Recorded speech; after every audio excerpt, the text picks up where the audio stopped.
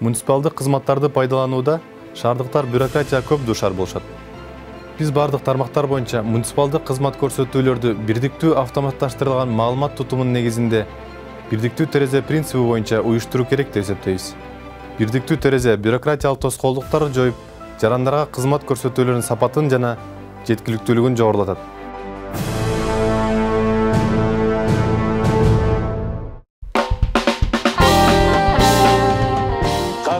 Бұл анкета шоу биздин долбоордо, биздин эң популярдуу жылдыздар, жакын адамдар бири-бири тууралуу суроолорго жооп берип, баарыбызды дагы биз билбеген фактылар менен тааныштырат. Бүгүн бизде мейманда заманыбыздын мыкты ырчылары, апасынын кызы, кызынын апасы Динара Акулова жана Малика Дина. Кош келиңиздер. Кош болдук. Кандайсыздар? Жакшы. Самастар. 24 саат чогуу жашайсыздар. 24 сааттын ичинде канча убакыт бири-бириңиздер менен өткөрөсүздөр? Сиздин оюңузча. Менин оюмча. Сиздин оюңуз башкача болушу мүмкүнбү? Менин оюмча өтө эле аз убактыбыз. Эртең менен Малика уктап атканда мен кетип калам. Кечинде мен уктап атканда келип калат, Малика келип калат. Себеби менин жумушум эртең менен башталса, Маликаныкы түштө башталат да, анан кечирээк келип калат. Смендешип иштейсиздерби? Ушундай болуп калып атат. Мен деле эртең менен шашпай чыкмакмын, себептен энди эртең менен 7-де Маликанын кызы Айгүна садикке барат да. Апасы кеч келгенде эртең менен туруп алып тамак берип, анан садикке бергенче убакыт өтүп кетип атпайбы? Садикке сиз алып барасыз, садиктен сиз алып келесиз. Ооба, алмашып. Кээ бирде марганда болуп калат, кээ бирде мен алып барып коем, мамам алып кетет. Эми ушундай бир на взаимопонимание всё. Мынтез да. Сен бошсуң же мен бошмун? Сен аласың, мен аласың деп атып алабыз да. Экөөбүз тең албай калганда издей баштайсыз. Ким жөнөтөбүз? Ким бошту? Анан кимди жөнөтөсүңөр көбүнчө? Айгунанын жакшы көргөн бабушкасы бар, биринчи этажда, Баба Люба деген, ошону жөнөтөбүз.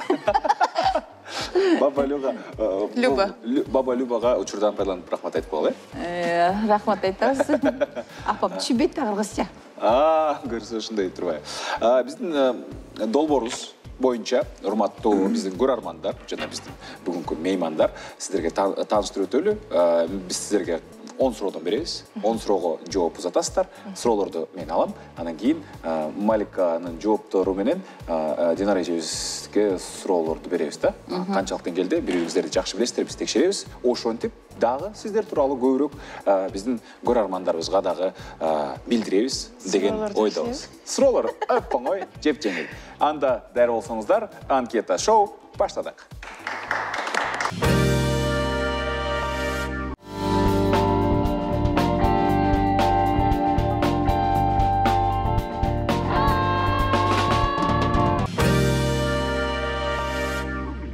Азыр болсо бизге анкета толтуруп беришти. Азыр алардын жоопторун алып алып, анан өздөрүнүн жооптору менен салыштырабыз. Кимден баштайлы? Шефтен баштайлы. Анда мейли. Малика Дина тууралуу суроолорду сизге узатабыз. Сиз канча пайыз билем дедиңиз? 100% деп айтсам жаңылып калам. Бала деген күнүнө убакыт өткөн сайын өзгөрүп турат экен.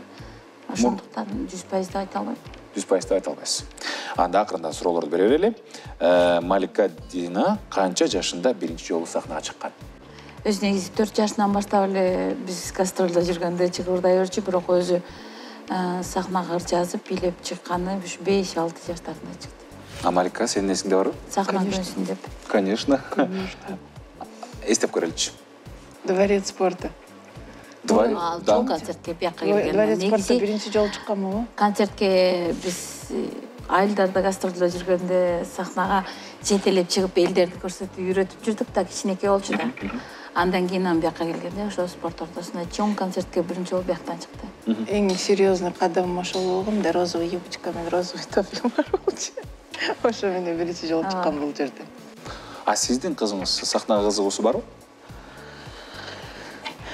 Бар кызыгуусу. Баягы күнү бир мындай интересный окуя болду. Мама мен чоңойгондо дейт, ырдайм дейт. Ырдап көп акча таап, мен сага чоң үй алып берем деди да. Почему-то вот ырдап акча табам деген сөзү мага бир башкача тийди да. Бирок мен өзүм каалабайт элем, да, мам? Ооба. Мен байкашыма караганда Маликанын кызы көбүрөөк спортко кызыгат да. Да. Спортко кызыгат аябай.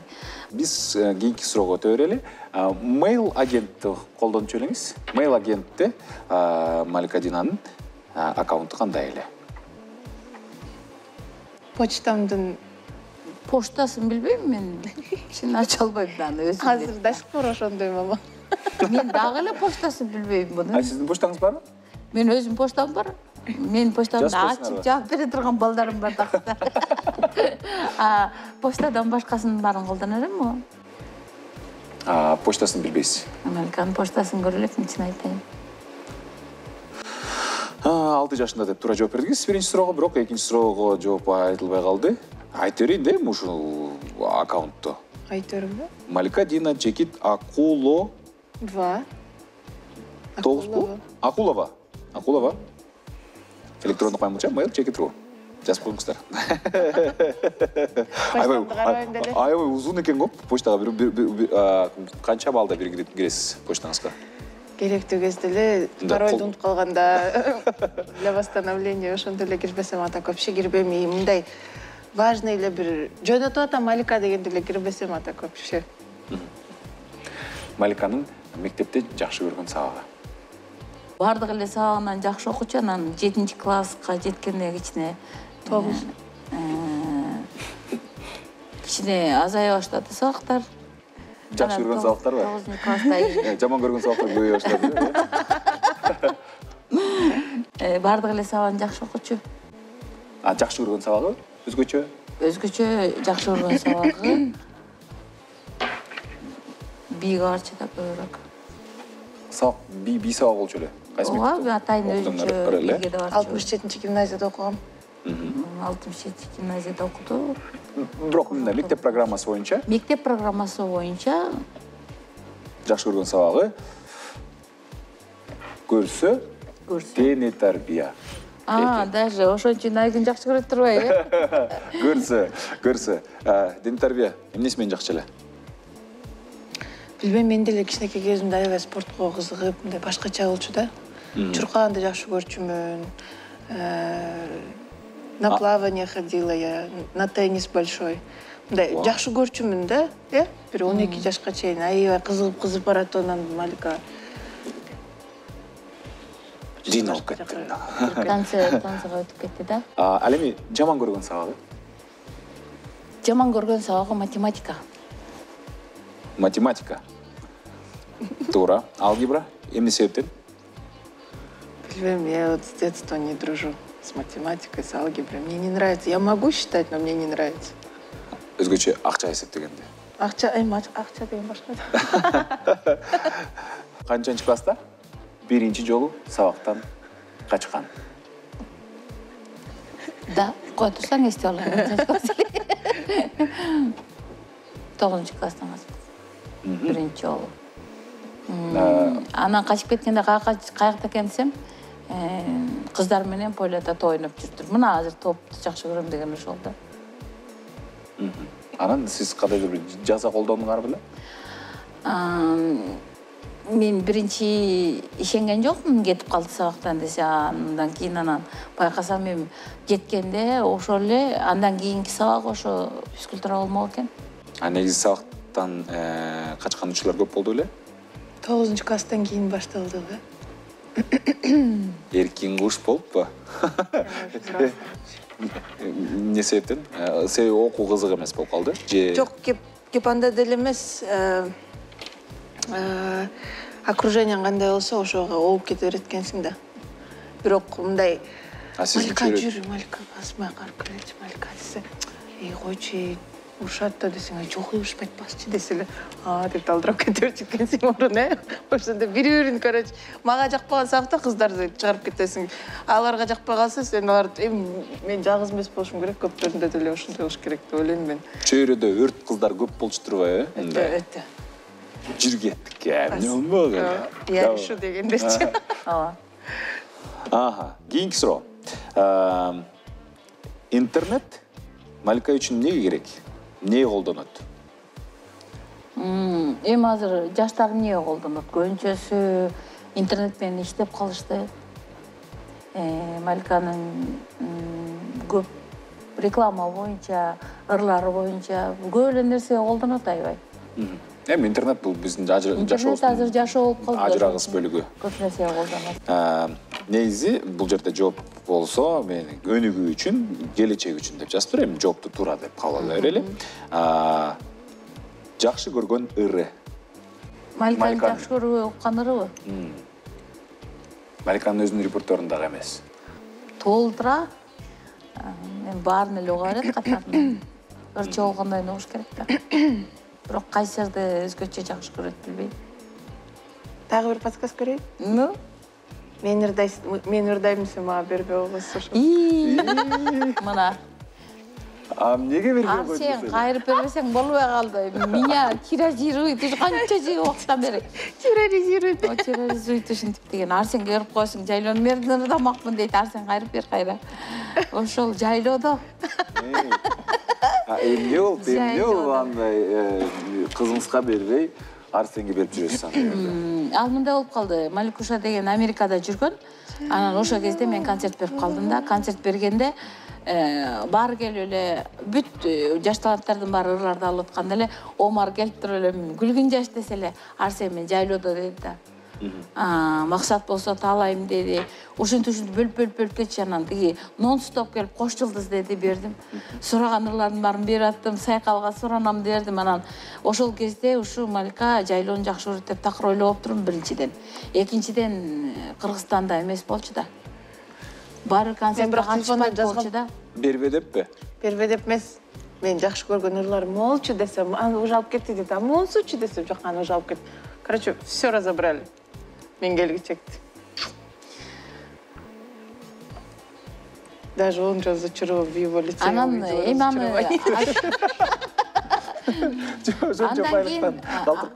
андан кийин болсо азыр Маликаны айттым, эми ал ырлар 1-2-3 жылдан кийин кайрылдасаң болот. Себеби бул өлбөй турган ырлар. Өлбөй турган ырлар болсо, мына поколение болуп ырдалып кете берет. Мисалы, Гүлмайрам эже момушу ырдаган ырларды эле кийин биз азыр ырдасак элдер кайра баштан кабыл алып атат да. Бизден кийинки кыздар ырдады, аны деле кайра баштан кабыл алып атат да. Эми болбой эле Арсен байкеси улуурак да, ал ырдап койгон экен. 1-2 жылдан Малика ырдап жатсак, бул ыр кайра төрөлөт да. Мисалы. Бул махабатты деле Бек экөөбүз ырдадык эле, анда башкача болгон. Кийин Малика менен Бек ырдаганда дагы аябай жакшы болду да, кайра баштан төрөлдү. Мага иши эме жакчы. Айланба көпөлө. Аны Сезбек байкеңен сурап алып кеткен. Пока ырдап турула, анда мен чогултуп алам бир дедисиң. Алар ырдап бүтүп, клиптер тартып бүтүп, элдердин баары тоюп калган кезде Малика кайра баштан чогултуп алып ырдай берсең болот экен. Буйрса. Чын жакшы ырлар өлбөйт, ошон үчүн бул жакшы ырды жүрөктүн ыры деп айтат да. Жүрөктөн чыккан ырлар эч жокто өлбөйт. Эми кээ бир ырлар толук менен да ырчынын багын ачат эмеспи? Ошондой багын ача турган сонун ырларды белек кылып бергениңер дагы бул албетте сиздердин айкөлдүк берешениңиздерден кабар берет. Негизи ырларды кызганганчылар да болуп турат турбайбы көрсө. Суроо, кийинки суроо. Эң корккон нерсеси? Фобиясы. Неден коркот? Мындай коркот дегенде укмуш коркот эмес, мындай коркот. Жалгыздыктан коркот ай. Ал мындай философиялык болуп кетти, мындай реалдуу, материалдуу нерселер. Реалдуу, материалдуу болгон эмне? Вообще комнатада жалгыз калганданбы? Комнатада жалгыз калгандан коркот. Мен жок болуп калсам коркот. Аябай өзүнө ишенген киши көрүнөт го. Мама меня не проси.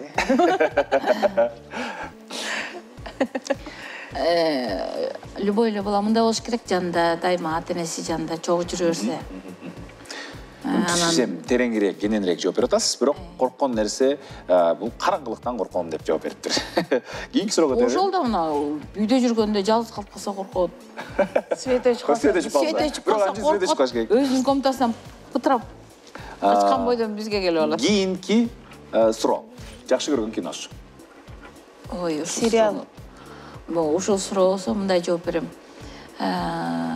Көп сериалдарды көп көрөт да. Бардык тилдеги. Англисчесин да көрүп жүрөт, түркчөсүн да көрүп жүрөт, орусчасын да көрүп жүрөт. Сериалдарды жакшы көрөт. Азыр учурда сериал экен, Королек, птичка, певчая деген сериал. Королек. Түрк сериалы. Аябай сонун кино. Кстати, она меня подсадила на этот сериал. Кээ бир сериалдарды аябай жашоонун сабагы да. Биз жакшы экенбиз да. Вакытыбыз жок, биз вакытыбыз жок деп сериал көрөбүз дейбиз го. Son суроолорубуз жыйынтыкталды. Сиз бул жерде 10 суроонун 5 суроосуна туура жооп бериптиз. Араң эле бешенө. Ооба, демек Ошон үчүн айттым да, мен балдар чоңойгон сайын кичинекей баланы мындай ороп туруп уктатып койсуң да. Сен уктайсың, кайра ойгон эртең менен балаңды карасаң, сөзсүз бир жери өзгөрүп калган болот да. Ошондуктан бул балдар күнүнө өсөт, күнүнө чоңоет, ою бардыгы өзгөрөт. Жаңы өнөрлөр пайда болот, жаңы кызыгуулар пайда болот. Жаңы кызыгуулар. Бүгүн карасаң табити башка, эртең карасаң башкача бирдекени кийип.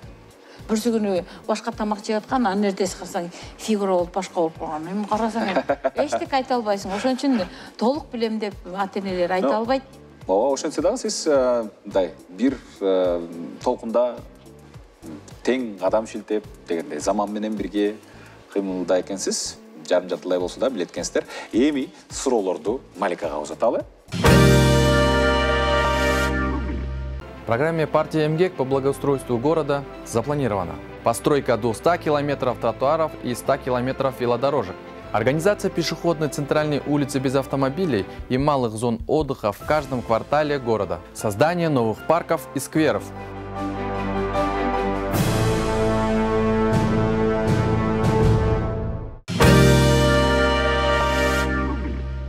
Дәрістер бе? Барабанная дробь. Эми оор суроолор деп коеюнбу. Динара Акулова канча жашында биринчи жолу сахнага чыккан? Деп ойлойсуз? Болжолдо? 15. 16-15. Себеби анын Динара Акулова сыяктуу апасы жок болчу, жетелеп чыга турган. 16-дан өтүп, Эми окшош баштады. 17 жаш. Качан? 17 жаш. Каерде? 17 жашта мен 8 классты бүтүп, училищага тапшырып, окуп жүргөн кезимде ошо бир чоң конкурс фестивалга чыкканда биринчи жолу сахнага. Эмне конкурс эле? Эмне конкурс эле, каерде өттү эле? Бул жаш таланттар фестивали болгон, райондун борборуна, ошол жактан биринчи орунду алып келгем. Ал кезде өзүм аккордеон ойночумун. Өзүм аккордеон ойноп, өзүм бырдап биринчи орунду ала алгам элестебиз. Мен эси биз жакта болсо, көл тарапта мындай кыздар аккордеон ойночу эмес да. Мен биринчи жолу ошол жерде ойносом керек. Андан кийин анан менин сиңдим бар эле, дагы бир кыз ойноп чыкты, кийин насихаттардапчы. Мен болсо мектепте биринчи мындай гармошка ойноп үйрөнгөм да. Ким үйрөттү эле сизди? Өзүм эле ошо кошунан баласы ойночу, ушуну карап атып үйрөнүп алгам. Баракелде. Өжөрлүк, анан аракеттин жыйынтыгы. Жакшы көргөн ыры жана же группасы дейт. Жакшы көргөн ыры? Күлгүн жаш. Баракелде. Жакшы көргөн кино тасмалары же киносу?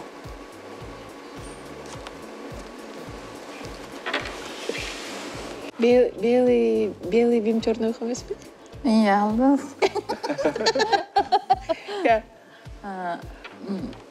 Вы мне тоже подскажите.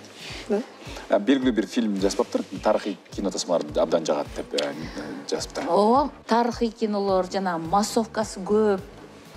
Султан Сулейман сыяктуу. Кылыч ташкан, найза. Мындай эми билесизби, өзүбүз съемка талааларында жүрүп атабыз. Аябай кыйын да, мына киного да четинен кичине аралашып калган да.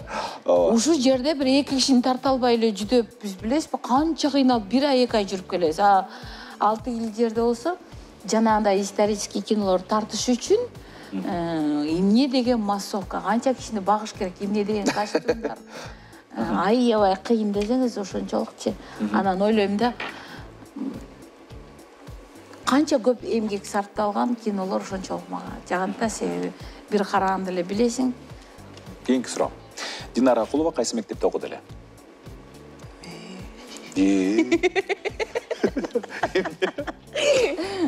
Көлдө окугансыз. Жетөгүздө, аны билем. Көлдө жетөгүздө. Канчанчы мектеп? Кайсы айыл? Аң өстөн. Кандай? Аң өстөн. Аң өстөн. Мамамдын айылды го, Аң өстөн. Аң өстөн, орто мектеби. Да, ошондой эле. Мындай цифра номер жок орто мектеп. Аң өстөн деген эле мектеп бар болчу. Ал кез, жаш кез, Советтер Союзу. Мен ойлотпойм, Аң өстөн деген гимназиялар толуп атат. Кайсы айылда жашасаң, ошол айылдын мектеби болчу, башка жок. Эми ошо мектеп тууралуу кеп калдык. Мектепте жакшы көргөн сабагы? Музыка.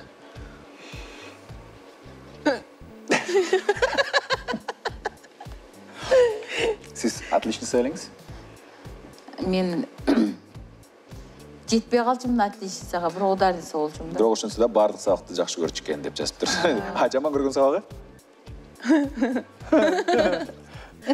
То же самое, алгебра. Математика. Апасынын кызы турбайсызбы? Жакшы көргөн жыты? Жакшы көргөн жыты. Dior, Chanel, балан жыты. Баракелде, балан жыты. Dior, Chanel. Мисалы, мага Chanel, Dior, андайлар эмес, эң өзгөчө жыт бул баланын жыты да.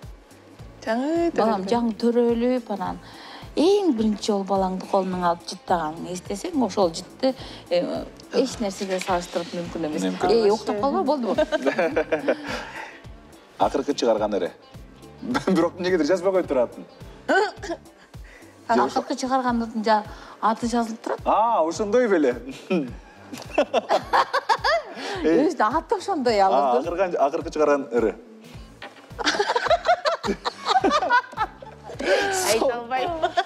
Айта албайм. Жок. Ошонун Башка синоним.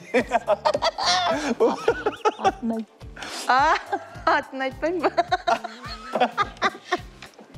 Атын айтпайм деп жазып коюптур. бир өзү оончу эмес бул байкечи, чын жүрөгүнөн өмүр бою максат кылып жүрүп бир чыгарманы жазат. Ал чыгарманы жазганда ошо өзүнүн сүйгөнүн арнап жазат да. Себеби өзүнүн сүйгөнүнө жетпей калып, үйүндөгүлөр башка эле жубай алып берип койгон экен. Анан бирок ал жубай менен өтө көп балалуу болуп, бактылуу болуп жашаган, бирок баары бир сүйүү жүрөгүндө калган болуш керек.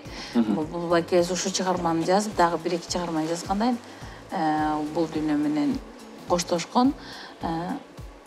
Ушул ырды жазып бүтүп мен клип тартып аткан кезде байкени жоготуп алдык. Бирок ошентсе дагы бул чыгарма өзгөчө аябай жакшы чыгарма болду, акыркы жазган ыр. Ал ырдын эми жеңемди капа кылып албайын деп, сүйгөнүн атын айтпай, анан ырдын атын айтпайм деген. Атын айтпайм, ал адамдын атын айтпайм. Акыркы чыгарма. Атын айтпайм. Ошондо сиз туура жооп бердиңизби? Туура жооп бербей калдыңыз. Эмне атын айтпайм? Айта албайм дедимби? Айта албайм дедиңиз. Бою канча Динара Акулованын? Ну, если я 68, 55 где-то, наверное. 58, 55. Размерин айтты, не боюн айтты да. Боюн айтты. Айтпадым, 1,5 метр. Сиз чоңураак окшойсуз.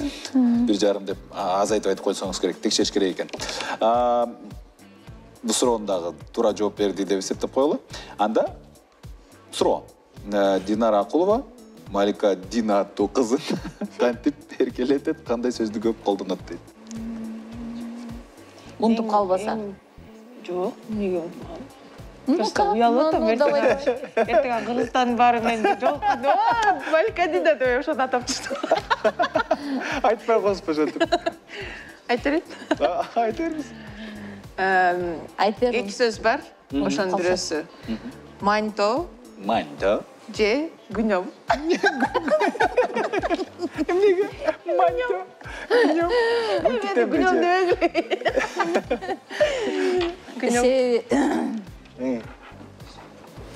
Билбейм. Малькуш, Манто деп атана, Манто болып қалғанда. Мультфильм көргем ушундайчы, анан жүрүп билбейм, анан эки ушундай гнём деп эркелетет. Гнём деп айтпаймынбы өзү башкача адам башка сөздөр таптырып гнём. Ал да мультиктен алынган да гнём деген. 10 суронун ичинен сиз 6 суроону тааптырсыз. 6 жоопту тааптырсыз. Бирөөнү дагы биз үчүн мындай. Мейли. Эркелетип берип койдук окшойт. Гнём депчи. Демек, болжол менен бирдей эле экен. Жакшы, азаматсыздар. Эми биз экинчи турда жолугушалы. Экинчи турубуз бизде эми сүрөттөр менен болот. Мына ошол сүрөттөргө биздин суроолорубуз бар. Алгач апасынан баштайбызбы? Апасынан баштайбыз. Мынча жакшынакай? Не мынча жакшынакай? Кимдин кызы я? Ким тарыган өстүргөн? Айтып өтсөңүз, Динар эже. Бул канчанчы жыл жана эмне иш-чара? Маликуша мектепте окуп жүргөндө ушул эмеге катышканда, сулуулар конкурсуна. Кайсы жыл? Канчанчы класс элестин? 7-ci класс окудум. Мынтип көрсөтөт атпы? Жок, билет. 7-ci класс окуп атканда экен. 7-ci класс окуп атканда? Бу Айбай чоңузго? Жок, ондай кабылыкты кийди. Себеби буларга национальный костюм керек болду да. Ошону окуясы вообще. Анан буну мамасы өзүнүн костюмун таң атканча аяк кылып буга кийгизип туруп чыгарган. Бул менин костюм. Историясын айтып берсеңиз. Ошо. Костюм турат го, эң жакшы көргөн костюмдардын бири болчу да, мамамдыкычы. Анан кыргызча көйнөк деп калды. Эми кээ биркилер прокатка алат, жактан издейт, бияктан издейт. Мен келип туруп мындай шкафты ачтым дагы. Ушуну кийем дейт. Ой, бул чоң десем болду. Чоң сага жок, ушуну кийем дедим дагы. Мамам действительно октабай. Өзүңүз кыз тартып тигип бердиңиз. Съемканын ошондой да өнөрүңүз барбы? Съемка эртеси күнү болот дегенде. Конечно. Мен бүт кичинекей кезимде костюмдарды мамам тикчи. Бардык костюмдарын. Бүт восточный костюмдарын полный мамамдын эмгеги. Восточный костюмдары 1 ай, 2 айдын ичинде бүтчү да, бир костюму себеби полный. Канча жаштан баштап тип берип алдыңыз? Бишир менен. Ушундан баштап деп эсептейм. Жок, ушул конкурстан кийин 2 восточный костюм кийип бердим. Фиолетовый деген. Акыркы восточный костюму кийгенден кийин мен концерт берип аткам, Ай кызым деген. Анда дагы бул сюрприз болуп Москвадан келип анан концертке келген да. Мен сахнада туруп Ай кызды бир дайындап атсам, элдин арасынан чыгып келген да. Вау. Happy birthday. Дана эле кинодогудай болгон турбу? Ооба, туулган күнүм болчу менин. Анан ошондо келет деп ойлогон эмесмин, анан учуп келип, мамама сюрприз болом деп анан гүлдү көтөрүп анан элдин арасынан чыкканда. Биринчи күнү Малика депрессия жатат. Биринчи күнү Малика депрессия жатат үйдө. Мамам концерт болот атат Бишкекте, Малика өз Москвада. Калчылдап атам, эмне кыларымды билбейм. Экинчи күнү анан учуп келгем да. Бирок жетишкем. Бир күндө концертте өзүм жалгыз иштедим, экинчи күнү концерттен келди. Ошондо жооп бул кайсы жыл? Ошондо жооп бул Жыл. кайсы жылдар эле? Это был 11-й год. Я была в 10 классе. 11. Кийинки суроого өтө берелим да? Это что за... Это что за жгучая красотка? Бул клип YouTube'да канча просмотр, канча көрүү топтогон? Бул клип эмес, бул жөн эле өр да? Аудио дорожка. Мындай бир карап коюп турасызбы, Малика, эмне болуп атат интернетте? Мен ошо просмотрун жанагы комментарий жазат кошулорду вообще окугум келбейт. Карабайсыз? Карабайм. Бир да жаман комментарий жок. Бир да жаман комментарий жок, болгондо дагы абдан көп угулуптур. Булар 2 миллион 300. Кыска убакыттын ичинде 2 миллион 464 просмотр. 318. Сонунго мага мен көрбөйт. Анда кийинки суроого өтө берели.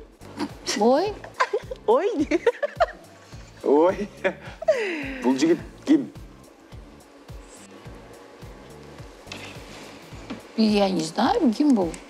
Кайра менден сурап коесуз, ким бул? Это у меня в Инстаграме публикация есть, мам. Вспомните? Туғандар бұл Саят Исенбаев. Жаңылышпасам, қазақ актеру. Бұл қаяқтан не болып? Бұл Алматыда ошол бир тасманын презентациясында бизди чакырышкан. Ошол жерде көрүшүп, жакыныраак таанышып, сүрөткө түшкөнбүз. Сизге кино тармагына да чакыруулар болот абы? Болот атат. Чындап келгенде көп чакыруулар бар, аябай көп. Эми сиз көрдүңүз да бияка келгенибизден эле. Бир аз Малика азыр лейн деген нерсени, кечиккен нерсени артка койсо эле көп жакшы иштер чыгат. Буюрса. Буюрса, ошондой эле болсун. Кийинки сүрөт. Кайсы жылдагы сүрөттөр? Эсте барбы? 2008, ой жок, 2008-те сиз чоңгуз болчусуздар. 2003 беле? 2003-те. Я не помню, честно.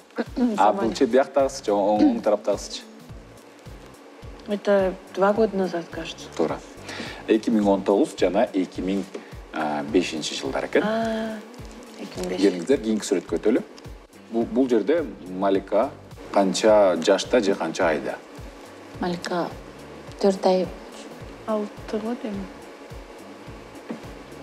4 айда аябай чоң болуп атат. 8 ай экен. Кийинки суроолор эми Маликага. Окшойт бул уже. Бул суроо, бул кайсы кино? Быйыл сөз күйгө тием. Быйыл сөз күйгө тием 3. 3пү? Бул жерде Динара Акулова кимдин ролун аткарууда? Аты ким бул тасмада?